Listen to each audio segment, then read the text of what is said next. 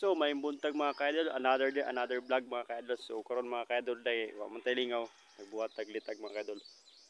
Unom ni sa kabok mga kaidol para atong itawod dito mga kaidol. Diyan to sa itawod mga kaidol, layo-layo pa pero ato nang baklayon. So wala na ako gipakita sa inyo mga kaidol kung giunsa na ako paghimo ning taga kay sayo no mo kayo.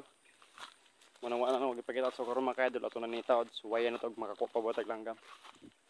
Tara na. So karon mga kaidol may itatag mga dalan-dalan mga kaidol kay mao na tong tawran to ani. Grabe kainit mga kaidol. Sayang kaya kong skin. So makita sa mga kaidol, basi makita ta. So mga kaidol, nakakita na tagtawran sa itong isa kalitaw mga kaidol. So grabe kainit mga kaidol. So dara tong tawran mga kaidol. Mo na tong tawran mga kaidol basta inani kasi mga kaidol. Mo ni agyanan sa mga langkang mga kaidol. Kaya mga inani mga tamak-tamak agyanan din nila mga kaidol. So ato ni tawran mga kaidol. Mga kaidol, inani ni sa pagplaster mga kaidol. Para wala takas ang langgam dapat butangan nimo sa tukod diyan mga kaidol para pag-agi sa langgam kaning pisi mga kaidol, kini mga kaidol ini mahulog kay katukod pa mga kaidol pag-agi na sa langgam mga kaidol na siguro na mga kaidol kakuha na ta na mga kaidol. So mga kaidol ako ipakita sa mga kaidol liguan sa langgam.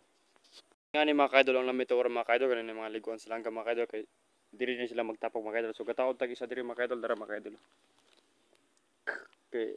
Pasin mo agi sa diri mga kaidol siguro mga kaidol kakuha ta mga kaidol.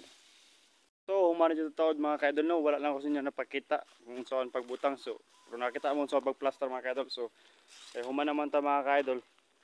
Sumuli ta mga kaidol, update lang ta mo nya udto mga kaidol mga alas 12 atong pagtibaw og makakuha batas. So daghang salamat.